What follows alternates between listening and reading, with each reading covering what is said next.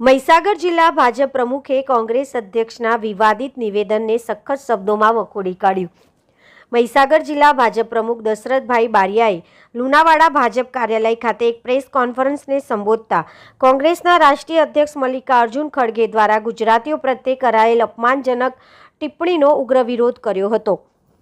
દશરથભાઈ બારિયાએ જણાવ્યું કે કોંગ્રેસના રાષ્ટ્રીય અધ્યક્ષ મલ્લિકાર્જુન ખડગે કેરળમાં ચૂંટણી પ્રચાર દરમિયાન ગુજરાતીઓને અભણ અને મૂર્ખ કહીને 6.5 કરોડ ગુજરાતીઓનું અપમાન કર્યું છે.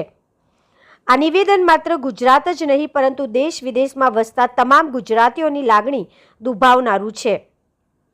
ભાજપ પ્રમુખે કોંગ્રેસને આડે હાથે લેતા કહ્યું કે જે રાજ્યએ રાષ્ટ્રપિતા મહાત્મા ગાંધી અને લોખંડી પુરુષ સરદાર વલ્લભભાઈ પટેલ જેવા મહાન અને ભણેલા ગણેલા નેતાઓ આપ્યા છે, તેમના અભ્યાસ અને બેરિસ્ટરની પદવીઓનો ઇતિહાસ આખી દુનિયા જાણે છે, તે ગુજરાતના લોકોને અભણ કહેવા તે કોંગ્રેસની માનસિકતા દર્શાવે છે.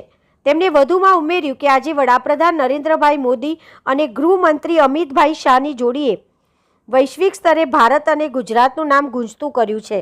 ગુજરાતીઓએ હંમેશા પોતાની બુદ્ધિશક્તિ અને શિક્ષણથી દેશને ગૌરવ અપાવ્યું છે.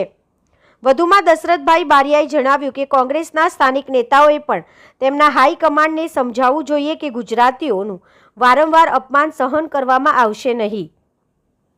મહીસાગર જિલ્લા ભાજપ અને જિલ્લાના નાગરિકો વતી આ નિવેદનને સખત શબ્દોમાં વખોડી કાઢતા તેમણે ચેતવણી આપી છે કે જો કોંગ્રેસ પોતાની આવી હલકી અને નબળી માનસિકતા નહીં છોડે તો આવનાર સમયમાં જનતા તેમને જડબાતોડ જવાબ આપશે. આ પ્રેસ કોન્ફરન્સમાં જિલ્લા ભાજપ મહામંત્રી ચિંતન પટેલ, પ્રિન્ટ ઇલેક્ટ્રોનિક મીડિયાના પત્રકાર મિત્રો સહિત ભાજપના હોદ્દેદારો કાર્યકરો ઉપસ્થિત રહ્યા હતા. હર હંમેશ સત્યની સાથે. નમસ્કાર. કોંગ્રેસના રાષ્ટ્રીય અધ્યક્ષ મલ્લિકાર્જુન ખડગેજીએ કેરળમાં ચૂંટણી પ્રચાર દરમિયાન ગુજરાતીઓને અભણ કહ્યા અને મૂર્ખ કહ્યા. એ માત્ર અને માત્ર દેશમાં વસતા અથવા તો ગુજરાતમાં વસતા ગુજરાતીઓ માટે નહીં પણ દેશ પ્રદેશમાં અને ગુજરાતમાં 6.5 કરોડ જેટલા ગુજરાતીઓ છે.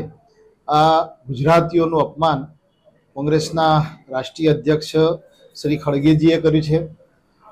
અપમાન તો કર્યું પરંતુ ગુજરાતની ઉપલબ્ધિઓ જે છે એ કોંગ્રેસના જે પદાધિકારીઓ છે અથવા તો તેમના રાષ્ટ્રીય અધ્યક્ષ છે એમને ધ્યાનમાં નથી. આપણા દેશના મહાન નેતાઓ જે થઈ ગયા તે રાષ્ટ્રપિતા મહાત્મા ગાંધીજી, સરદાર વલ્લભભાઈ પટેલ આ ગુજરાતના જ નેતાઓ હતા. દેશને એક સબળ નેતૃત્વ પૂરી પાડ્યું અને તે સમયે અભ્યાસ એમણે દેશમાં પણ કર્યો અને વિદેશમાં જઈ અને બેરિસ્ટરની પદવી પ્રાપ્ત કરી અને અંગ્રેજો દ્વારા જે અહીંયા કોર્ટો ન્યાય પ્રક્રિયા ચાલતી હતી એની અંદર એમણે રસ લઈ અને લોકોને ન્યાય અપાવવાનો પ્રયત્ન કર્યો હતો. એટલે કોંગ્રેસના બધા જ નેતાઓએ, અધ્યક્ષ સહિત તમામે જાણવું જોઈએ કે ગુજરાતમાં શિક્ષણ એ અત્યારથી નહીં, શિક્ષણ શરૂઆતથી જ હતું. એટલે એમને અભણ કહેવા અથવા તો મૂર્ખ કહેવા એ બાબતને જિલ્લા ભાજપ વતી, મહીસાગર જિલ્લા વતી, મહીસાગર જિલ્લાના બધા જ નાગરિકો વતી અમે એને સખત શબ્દોમાં વખોડીએ છીએ. સરદાર સાહેબ અને ગાંધીજી, મહાત્મા ગાંધીજી બાદ આજે દેશના નેતૃત્વમાં નરેન્દ્રભાઈ મોદી સાહેબ અને અમિતભાઈ શાહ સાહેબ આ બંનેની જે જોડી છે એણે પણ આખા વિશ્વની અંદર ગુજરાતીઓની એક અલગ ઓળખ ઊભી કરી છે અને પરિણામ સ્વરૂપે દેશ અને દુનિયામાં ગુજરાતનું નામ જે છે એ ગુંજતું કરવાનું કામ, આ દેશનું પણ નામ ગુંજતું કરવાનું કામ ગુજરાતીઓ જ કર્યું છે. ત્યારે ગુજરાતીઓનું અપમાન કોઈ કાળે સહન કરી ના શકાય. કોંગ્રેસના લોકોને ઈશ્વર સદબુદ્ધિ આપે. આવનાર સમયમાં ભવિષ્યમાં પણ આ પ્રકારના નિવેદનો ન કરે એવી જિલ્લા ભાજપ વતી એમને હું વિનંતી પણ કરીશું અને સાથે સાથે એમને અમે ચેતવણી પણ આપીએ છીએ કે આવનાર સમયમાં આ પ્રકારના શબ્દોનું ઉચ્ચારણ ન કરવામાં આવે. આજે દુનિયા જાણે છે કે દેશના વડાપ્રધાન શ્રી નરેન્દ્રભાઈ મોદી સાહેબ વારંવાર કહે છે કે વર્તમાન સમય જે છે એ વર્તમાન સમય ગૌરવ લેવા જેવો છે, એકતા સાથે આગળ વધવા માટેનો છે અને એવા સમયમાં બધા જ દેશના વિભિન્ન રાજ્યના તમામ નાગરિકોને પણ વારંવાર કહે છે કે આ સમય એકતાનો છે, ત્યારે સૌએ એક થઈ એકતાના કામ કરી અને દેશને આગળ વધારવો જોઈએ.